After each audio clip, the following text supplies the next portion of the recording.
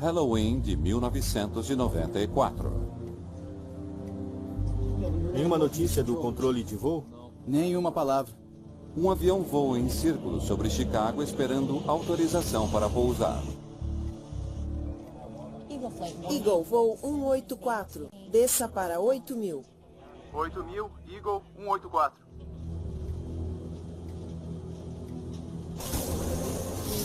Sem qualquer sinal, os controles mudam subitamente para a direita.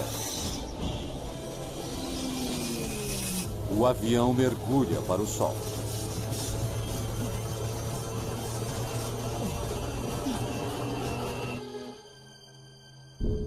O comportamento da tripulação e dos controladores de voo será analisado.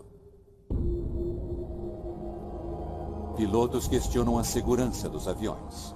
O avião tende fortemente a ter seus controles perdidos. Investigadores viajam pelo mundo em busca de respostas. O acidente transforma Roselawn em uma das palavras mais sinistras da aviação.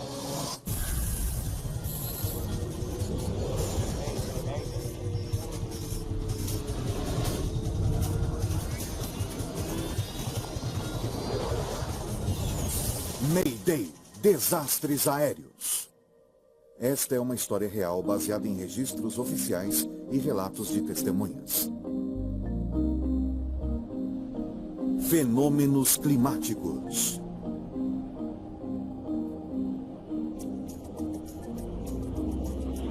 Era a tarde do dia 31 de outubro de 1994.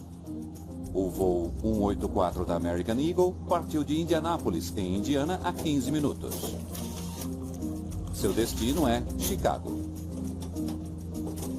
Há 68 pessoas a bordo, entre passageiros e tripulação.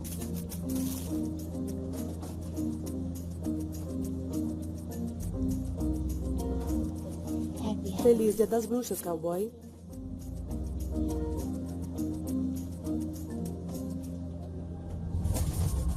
Ao atravessar as nuvens, o avião começa a sofrer alguma turbulência.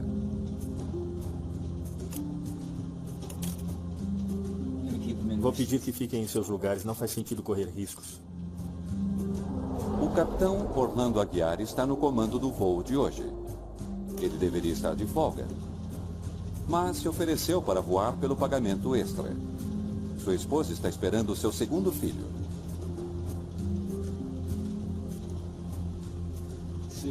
Vamos ver se podemos subir. Torre, alguma chance de o voo 184 subir para 1.600? Eagle, voo 184, manter 1.600. O primeiro oficial, Jeff Galliano, é o responsável por este trecho do voo. Ele programa o piloto automático para chegar a uma altitude com menos turbulência. Jeff estava trabalhando no rancho de seu pai, no Wisconsin, até pouco antes de ir fazer essa viagem. Montar um cavalo ou pilotar um avião eram as duas coisas que Jeff mais amava.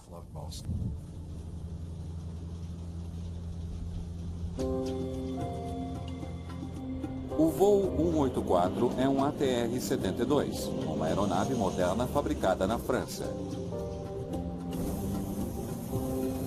Lucrativo e confortável, o avião tornou-se popular em pequenos trajetos. Este voo é apenas uma das 5 viagens curtas que a tripulação fará hoje. É o primeiro dia de Amanda Holberg como comissária de bordo da American Eagle. Sua companheira é Sandy Modaf, uma experiente veterana.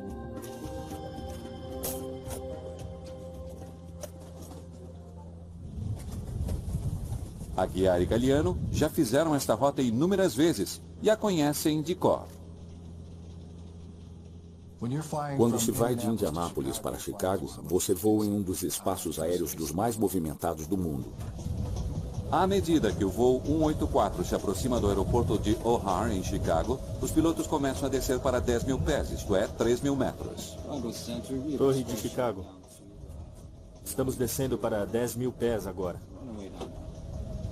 Eagle 184, entendido. Em Chicago, a controladora Michelle Willman está voltando de um intervalo. A estagiária ainda trabalha sob a supervisão de um monitor.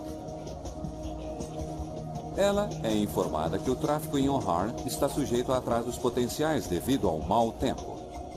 Ela terá de se preparar para deixar alguns voos em espera. A operação de voos de E para O'Hare tem prioridade. Não se trata necessariamente de uma ordem de chegada. Os voos internacionais que chegam a O'Hare têm prioridade por causa da situação do combustível.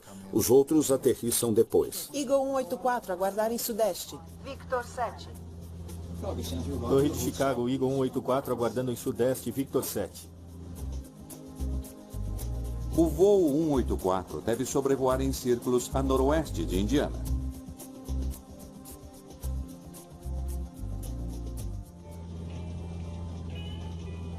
À tripulação só resta esperar que o controle de tráfego aéreo lhes dê permissão para pousar. Vocês querem alguma coisa? Para mim nada, obrigado. Mistério, o trabalho de vocês não é nada difícil.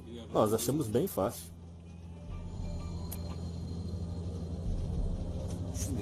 Estamos indo bem. Estamos planando apenas. Quer flap 115? Vai inclinar o nariz para baixo. Claro.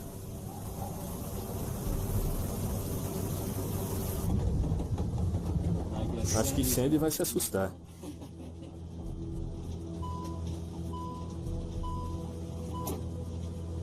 Até mais. Certo.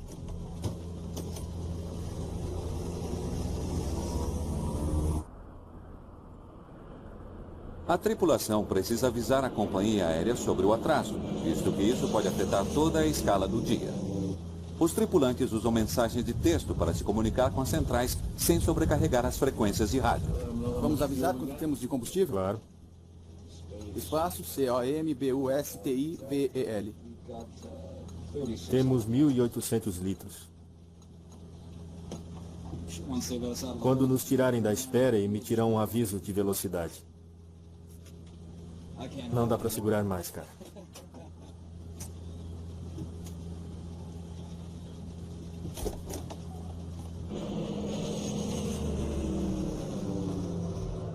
Temos bastante combustível. Podemos ficar por aqui. Por muito tempo. Amigo? Sim? Estou ocupado com as moças aqui atrás. Sei. Se eu não voltar em... 15 ou 20 minutos, você saberá por quê. Certo, quando estivermos prestes a pousar... Eu chamo você. Não, já estou indo.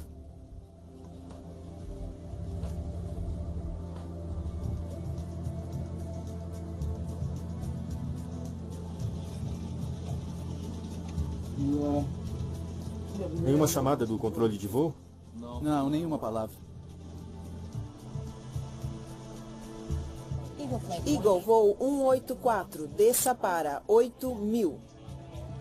Descendo para 8.000, Eagle 184. Eagle, voo 184, mais uns 10 minutos para pouso. Obrigado. O voo recebe permissão para descer. Estamos saindo da espera? Não, só descendo para 2.500 metros. Então, um alerta. Eu sabia que seria assim. A velocidade do avião é demasiada para voar com os flaps estendidos. Eu estava tentando mantê-lo a 1.800. Galliano fecha os flaps. Há um som estranho vindo da fuselagem.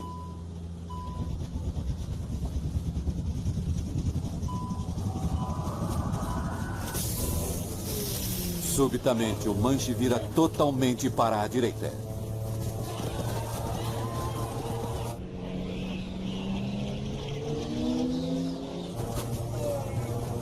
Os controles não se mexem.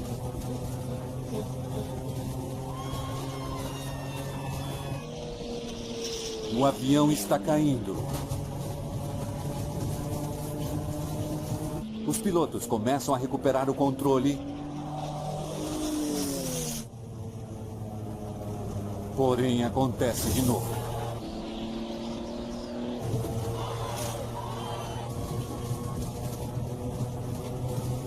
Pra cima, pra cima! Terreno. Pra cima. Terreno. Pra cima. Terreno. Terreno. Pra cima. Terreno. Pra cima.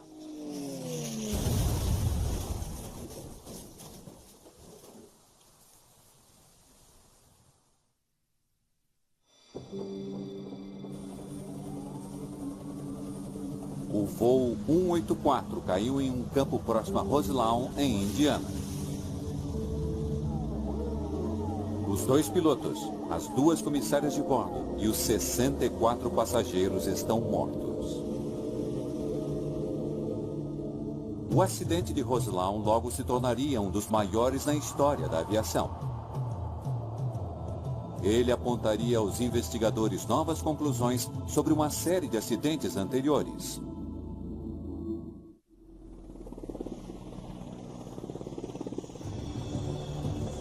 Na manhã seguinte à queda do American Eagle, voo 184, uma equipe do Departamento Nacional de Segurança do Transporte vai ao local, próximo a Roselawn, em Indiana. Greg Fife é o chefe dos investigadores. Naquela manhã, ao chegarmos ao local do acidente, fazia frio. Era um dia úmido, com garoa. Nós sentíamos cheiro do combustível, do querosene e da terra enlameada. Foi uma emoção muito forte, mas tínhamos de atravessar aquele campo e começar a fazer o nosso trabalho.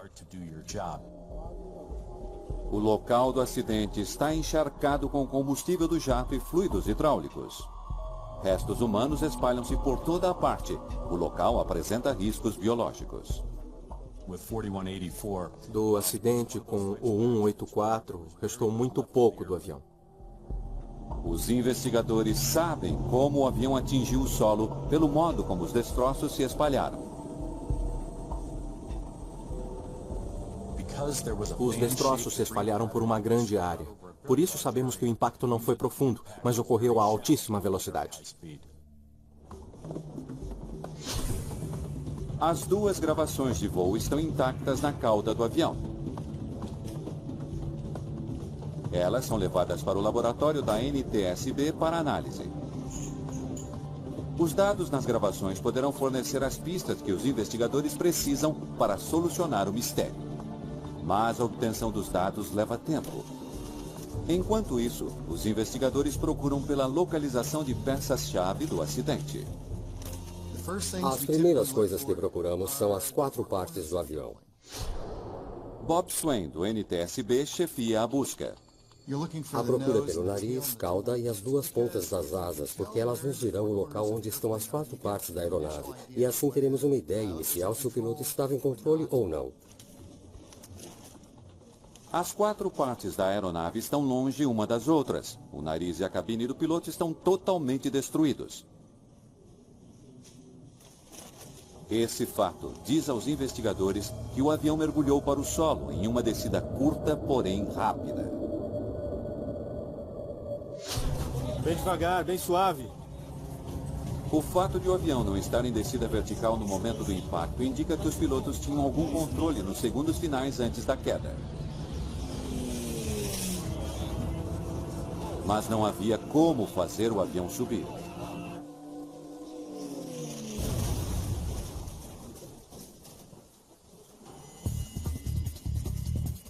O investigador Bob Swain, nesse meio tempo, recuperou alguns instrumentos do avião, incluindo seu Attitude Director Indicator, indicador de comportamento, conhecido como horizonte artificial. É um importante instrumento que informa ao piloto o nível do voo. Se ele apresentou defeito, pode ter levado a tripulação a cometer erros. Tínhamos uma boa ideia do comportamento do avião no momento do impacto e ajudaria a saber se os pilotos tinham a mesma visão do voo que encontramos quando chegaram ao solo. Pode acender as luzes, por favor? Muitas peças da cabine do voo usam tinta fluorescente ou algo similar, e quando há um contato entre elas, acontece a transferência de pequenos pontos de tinta. Se as examinarmos sob luz negra, veremos o que não conseguimos ver a olho nu. Há uma boa marca aqui. A força do impacto deixou pequenos arranhões no instrumento despedaçado. Swain descobre que o indicador de comportamento parece ter funcionado. Sua última leitura mostra que o avião estava se equilibrando. O instrumento coincide com a posição do avião no impacto. Isso indicou que pelo menos os instrumentos de voo que os pilotos consultavam eram adequados, apropriados para a orientação dos mesmos. A descoberta significa que os pilotos sabiam que o avião estava mergulhando em direção ao solo. O investigador Greg Feit tem uma imagem mais clara dos segundos finais do voo. Agora, ele quer saber o histórico do voo antes de sua queda. Um dos elementos da investigação era o controle de tráfego aéreo. Eagle 184, mantenha-se a sudeste. Feit tomou conhecimento de que o voo 184 ficará voando em círculos a sudeste de Chicago durante 39 minutos antes de cair. Quando verificamos os registros do controle de tráfego aéreo, vimos que o número de aviões chegando ao aeroporto de O'Hare, em Chicago, teve de ser reduzido por causa do mau tempo na área. Pedimos desculpas pelo atraso. Nós descobrimos que uma controladora de voo era relativamente nova, era uma estagiária. Teria uma controladora inexperiente colocado o voo 184 em perigo? O chefe dos investigadores, Greg Feit, quer saber mais sobre as condições do tempo durante o voo em círculo. Quero dados meteorológicos, relatórios dos pilotos, condições atmosféricas, radar Doppler.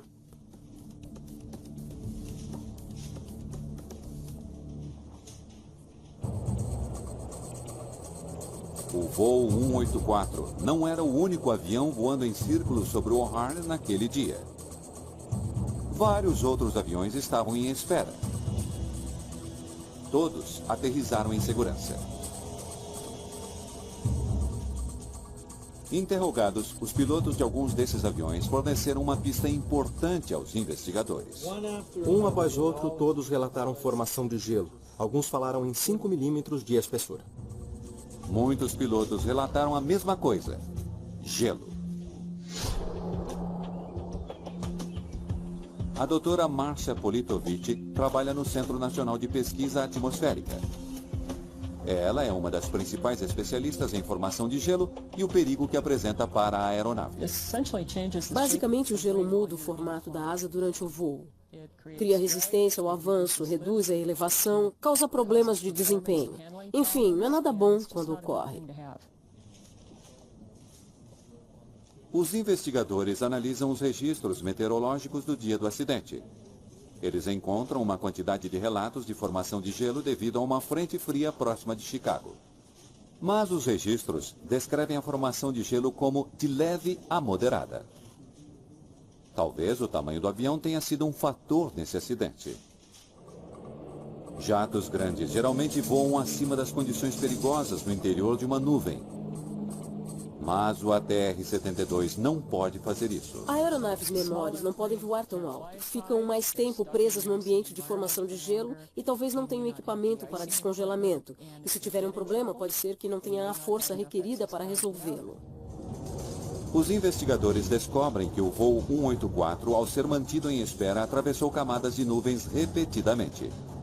E a cada vez foi exposto a condições de formação de gelo. Steve Frederick estava voando de Chicago na manhã do acidente e atravessou o mesmo mau tempo traiçoeiro. A cada vez que eu atravessava aquela frente fria, naquele dia, o tempo ia piorando, a formação de gelo piorando e eu ficando mais preocupado. Frederick pediu ao seu comandante que enviasse um alerta sobre o mau tempo para que os outros pilotos ficassem avisados do perigo. Descobri pouco depois que o meu comandante não enviou o alerta. Aqueles pilotos não ficaram sabendo do gelo nas nuvens naquele dia. E não há sentimentos que se comparem aos meus devido àquele momento.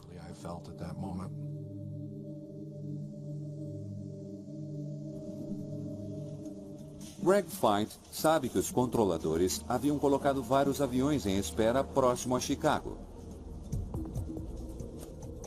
Mas todos pousaram em segurança depois de autorizados. Isso significa que a controladora não pusera o voo 184 em perigo.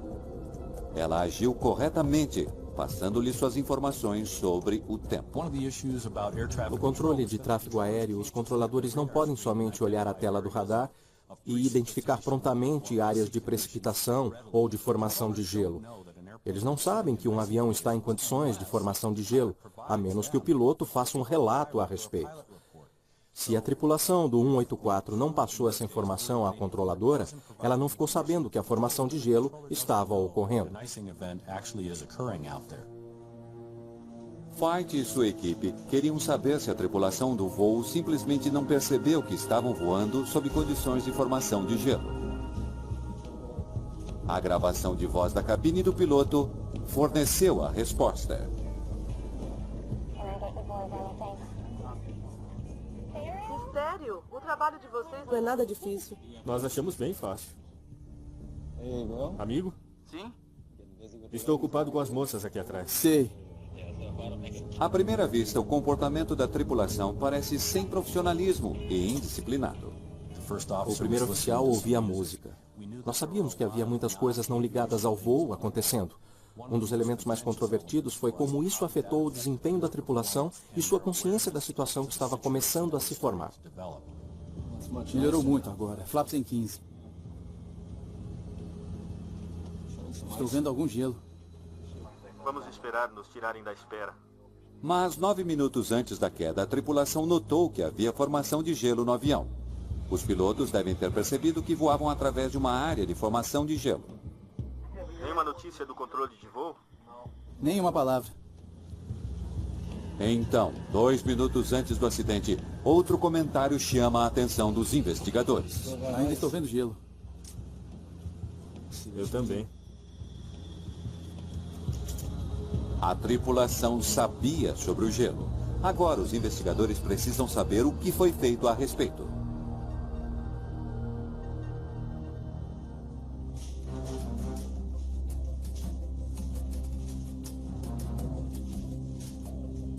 O ATR-72 é equipado com dispositivos sofisticados para degelo. É importante saber o que a tripulação fez com relação ao gelo sobre suas asas. Desta vez, as gravações de dados do voo fornecem as respostas. Quase 17 minutos antes do acidente, alguma coisa faz o alerta principal disparar. Poderia ser um problema em um dos sistemas do avião, ou também poderia significar que ele detectara a presença de gelo. A gravação de dados do voo mostra aos investigadores que, em resposta ao alerta, o capitão Aguiar ligou o sistema de degelo do avião em sua potência máxima.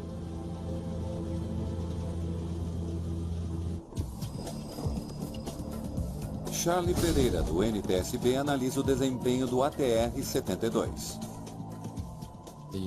O sistema de alerta de formação de gelo soara audivelmente e eles o ouviram. Ativaram o sistema de proteção da aeronave e no momento do acidente os sistemas de degelo estavam ligados. A gravação de dados do voo mostra que após ativar o sistema de degelo, o capitão Aguiar também aumentou ligeiramente a velocidade do avião. Isso também aumentou o ar sobre as asas da aeronave, dificultando o acúmulo de gelo nelas. Os pilotos haviam feito tudo para impedir a formação de gelo no avião. Mas os sistemas anti-gelo estariam funcionando? Os pedaços espalhados do sistema de degelo eram agora o foco principal das investigações.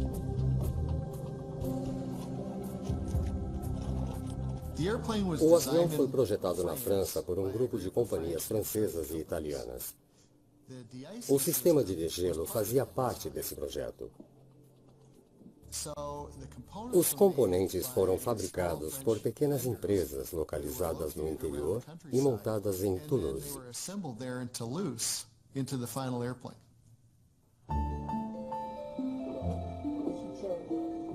Bob Swain chega à França com peças do sistema de degelo.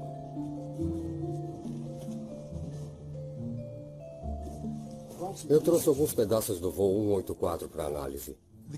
O componente principal do sistema de degelo provavelmente não é a proteção de borracha preta que vemos na aeronave, mas o timer dentro dela, ou timers nas válvulas que controlam essas proteções. A força da queda deixou marcas delatadoras, chamadas marcas de INSE. Elas mostram a posição das válvulas no momento do impacto. Swain as compara aos esquemas originais. Alguma coisa parece fora do comum? A viagem à França acabou em mais um beco sem saída. Não havia nada errado com o sistema de degelo do avião. Obrigado, agradeço muito. Os investigadores estão confusos. Estou vendo gelo agora. Se a tripulação sabia que havia gelo nas asas e se o sistema de degelo estava funcionando, por que o avião caiu?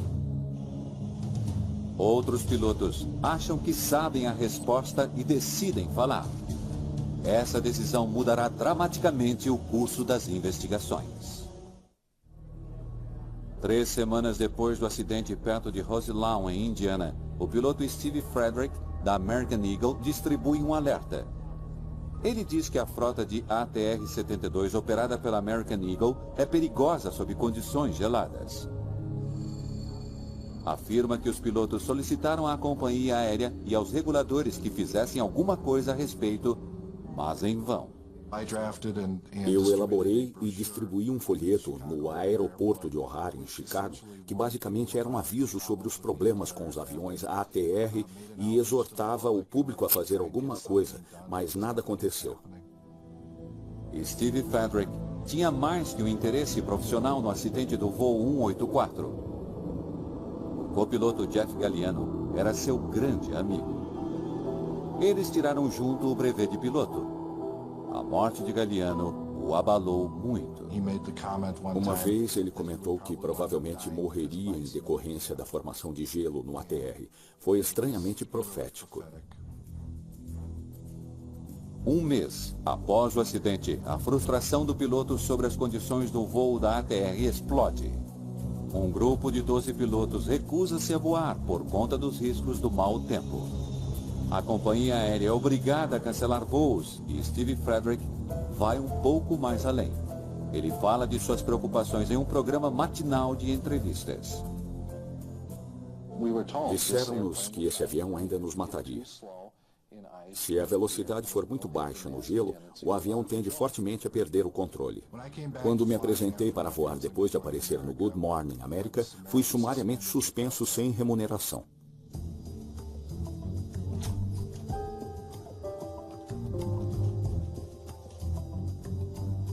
O protesto público levou os investigadores a pensar se o ATR-72 não teria vulnerabilidade letal ao gelo. Merci. O investigador Charlie Pereira visita o fabricante francês do ATR, a Aeroespaciale, para saber mais sobre o histórico do avião. Nós embarcamos em um trabalho de pesquisa para tentar identificar os incidentes com os controles dos ATR-42 e 72. Ele descobre um padrão inquietante. Cerca de 5 deles apresentaram similaridade após o fato na nossa revisão do caso de Roselawn. Um dos incidentes teve lugar em 1988, em Mosinee, no Wisconsin. Um American Eagle ATR-72 estava se preparando para pousar em condições de gelo no aeroporto central de Wisconsin. O avião estava sob fortes condições de formação de gelo, descritas como garoa e chuva congelantes. O capitão Mike Bodak era o piloto naquele dia. Nós estávamos nas 2 últimas pernas da viagem. Estávamos descendo e tudo corria normalmente.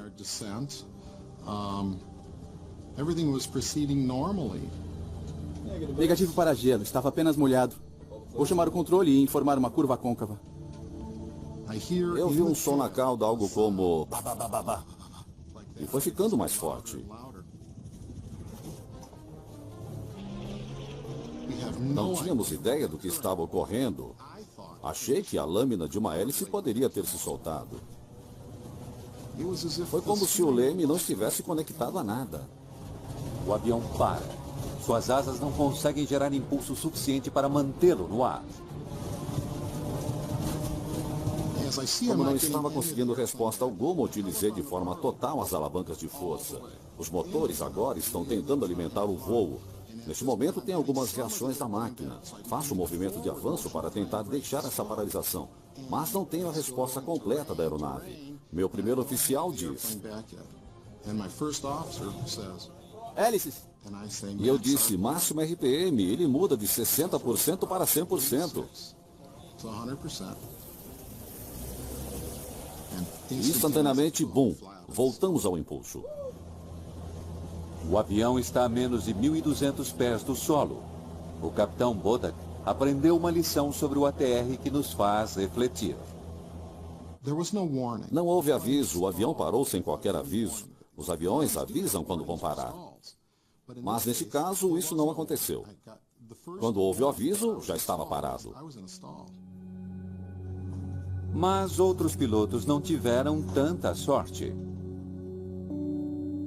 Um ATR-42, pilotado por uma companhia italiana, voava sobre os Alpes em rota para a Alemanha em outubro de 1987. O avião perdeu o controle e caiu nas montanhas, matando as 37 pessoas a bordo. O gelo foi o fator principal. Porém, o relatório final culpou o procedimento do piloto. Para os investigadores é muito importante consultar as informações do histórico de uma aeronave. Você precisa conhecer suas tendências. Algum de seus estudos revelou uma falha no design da asa? Charlie Pereira quer saber se os engenheiros que construíram o avião podem explicar por que um ATR-72 sairia totalmente de controle. Para sua surpresa, ele fica sabendo que ele era suscetível à formação de gelo. Vocês viram os dados do voo acidentado. Então, onde o gelo se formou para causar isso? Fiz a pergunta a um dos mais antigos engenheiros de aerodinâmica e que não falava inglês.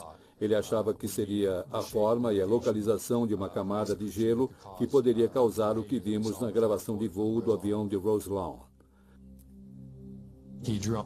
Ele desenhou uma pequena forma atrás da proteção de degelo e disse: foi isto.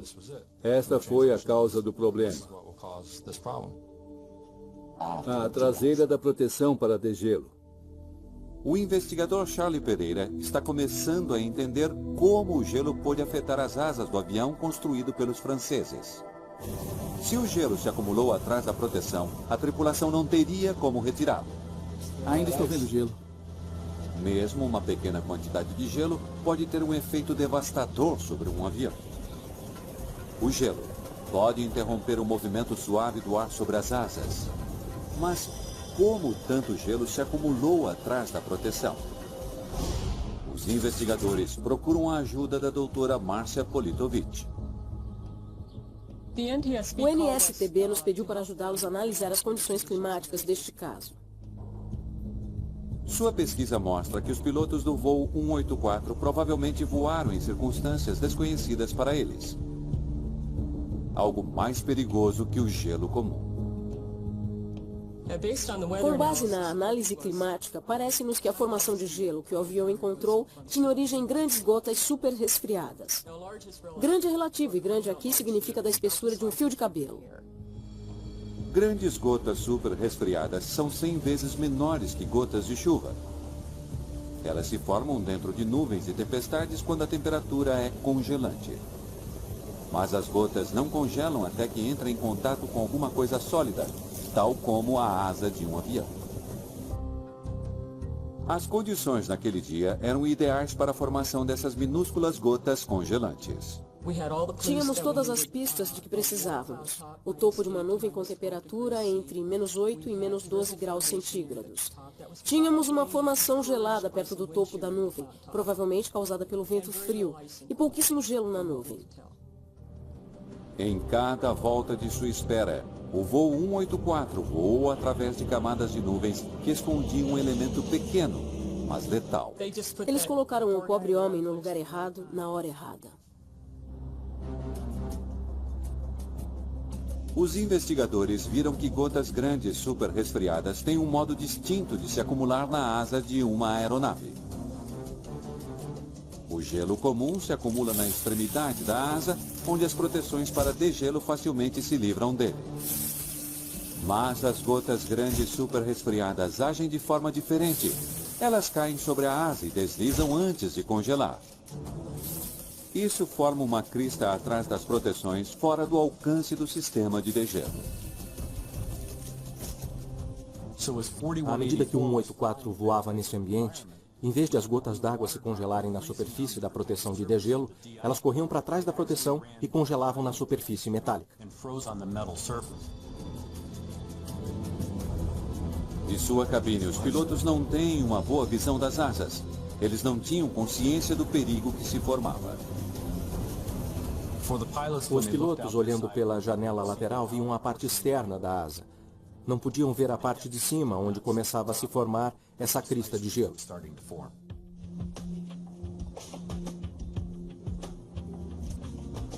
Para Greg Feit, a investigação está chegando ao final.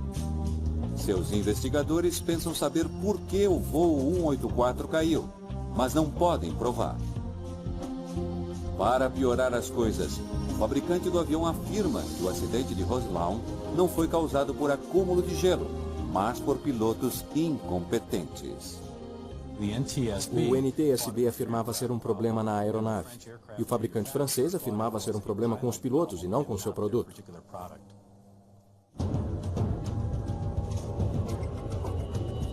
Feit quer saber então se houve problemas com o gelo nesses aviões no passado.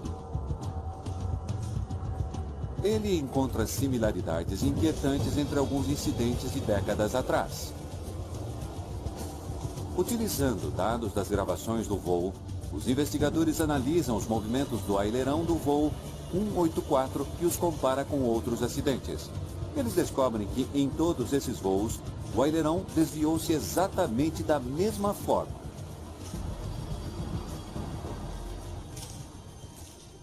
Não há informações dos pilotos.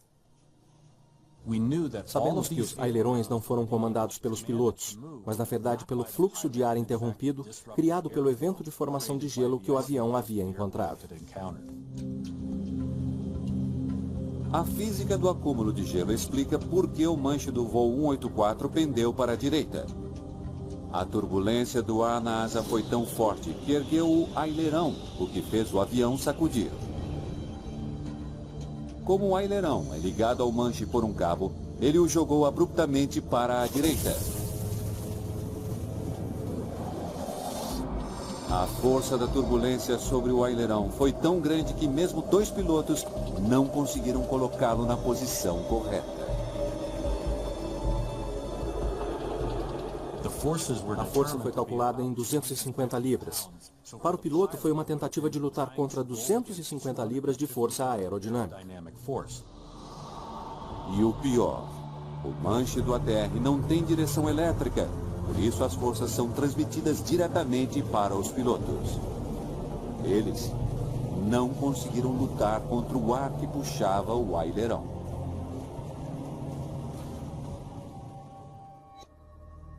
Para o investigador-chefe Greg Feit, as grandes gotas super resfriadas que deixaram a borda de gelo nas asas agora eram o suspeito principal.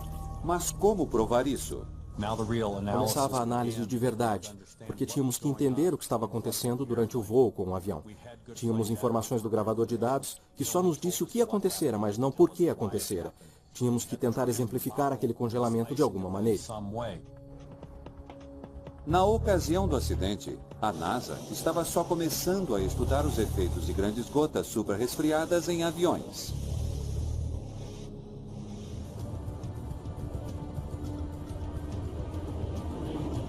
Os investigadores recorreram primeiro à NASA em busca de ajuda. Juntos, eles conduziram uma ousada experiência, usando um avião-tanque da Força Aérea para criar uma nuvem de grandes gotas super congeladas. Um ATR-72 voa atrás do avião-tanque. A tinta amarela na água mostra aos investigadores como os pingos d'água cobrem o avião. O teste deverá resolver o mistério final. Mas como o gelo tinha feito o voo 184 ficar tão fora de controle? Um dos objetivos principais do voo ATR-72 atrás do avião-tanque era entender como o gelo se acumulou no avião. Mas o mais importante, qual o efeito daquele gelo em mudar as configurações do avião, a superfície dos controles de voo, ou seja, os ailerões. Os investigadores fazem uma descoberta surpreendente. Uma ação aparentemente inofensiva com a intenção de aumentar o conforto no avião pode ter levado a uma tragédia.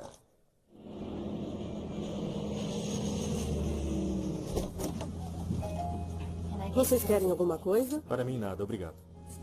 Enquanto o voo 184 da American Eagle estava em espera, o capitão Orlando Aguiar nota que o nariz da aeronave está muito erguido. Esta coisa se posiciona em um ângulo bem alto nessas curvas. O capitão Aguiar sabe que o ângulo alto do nariz do avião estava produzindo uma inclinação desconfortável na cabine de passageiros. Quer flaps em 15? Vai inclinar o nariz para baixo. Claro. Estender os flaps teria o efeito de baixar o nariz do avião, tornando a viagem mais confortável. Acho que a Sandy vai agora. Quando os investigadores refizeram essa manobra, eles descobriram que ela tinha tido um efeito dramático onde a borda de gelo havia se formado na asa do avião. Os flaps tornaram o problema de congelamento muito pior. O fato de expor uma parte maior da superfície superior da asa às gotas d'água que caíam foi uma das razões que levaram à formação da borda de gelo naquele local. Isso porque os flaps estavam na configuração 15. Está muito melhor agora com os flaps 15. A tripulação do voo 184 não estava ciente que uma borda de gelo de mais de 1 centímetro de altura havia se formado na superfície das asas.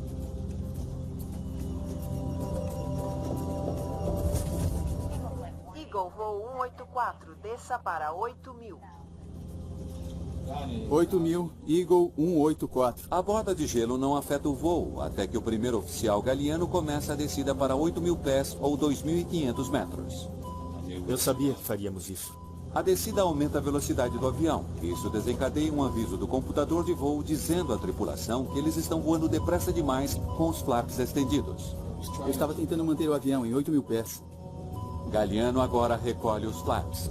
Mas o gesto de rotina tem um efeito dramático na aerodinâmica do avião. Quando eles recolheram os flaps, quando começaram sua descida para 8.000 pés, o avião foi arremessado para cima, erguendo violentamente o nariz. O fluxo de ar sobre a asa congelada foi interrompido quando o nariz do avião subiu. Isso criou a turbulência que estendeu os ailerões, fazendo o avião rolar. O avião simplesmente parou e despencou do céu. Droga! Se a tripulação tivesse 2 ou 3.000 pés a mais de altitude, haveria a possibilidade de eles salvarem o avião antes que ele batesse contra o solo.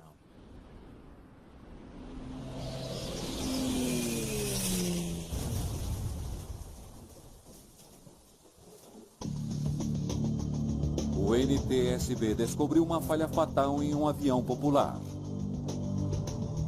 Existe uma preocupação cada vez maior que, a menos que algo seja feito, esse tipo de acidente logo acontecerá novamente. Os investigadores concluíram que os problemas com o design da asa da ATR tornou-a vulnerável a essa ameaça. A agência que regula a aviação nos Estados Unidos toma uma providência drástica. Vamos pedir uma Airworthiness Directive esta tarde que vai impedir a operação dessa aeronave em condições conhecidas de congelamento. A FAA toma uma atitude radical, proibindo todos os modelos de aeronaves de voar em condições de congelamento. Isso faz empresas aéreas regionais como a American Eagle mergulhar num caos. A preocupação pública sobre a segurança dos aviões da ATR cresce depois do acidente em Roselau. A acusação mais controversa de que a FAA havia confiado nas autoridades francesas para testar e certificar a aeronave endossou os resultados.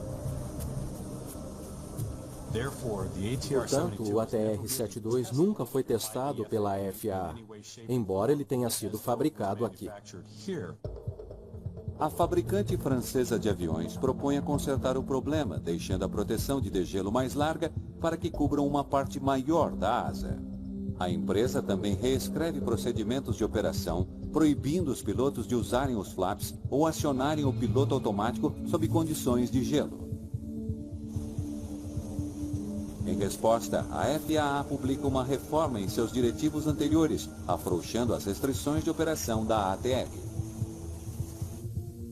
A maioria das empresas aéreas decide não se arriscar. Elas mudam seus ATR para o sul, onde o clima mais quente reduziria o risco de congelamento.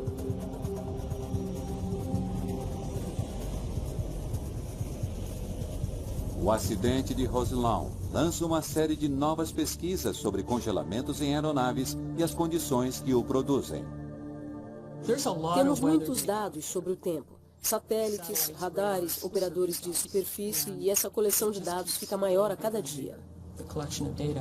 Novas técnicas de previsão do tempo estão sendo desenvolvidas para mostrar aos pilotos onde é provável a ocorrência de congelamento, ajudando-os a evitar essas situações. Mas estamos trabalhando em maneiras de trazer esses dados para as pessoas que precisam deles, expedidores, meteorologistas e agora até mesmo para quem está dentro da cabine. Muitas dessas mudanças levarão tempo para se tornarem efetivas. Pilotos como Steve Frederick acham que esse tempo custará vidas. O problema é que não existe tecnologia disponível hoje para os pilotos ou para os funcionários de terra para prever essas situações de congelamento. Quando os aviões são expostos a essas condições de gelo, aí já é tarde demais, porque eles não são mais pilotos de aeronaves, são pilotos de teste. E aquela aeronave pode cair sem nenhum aviso num piscar de olhos. Versão Marshmallow São Paulo.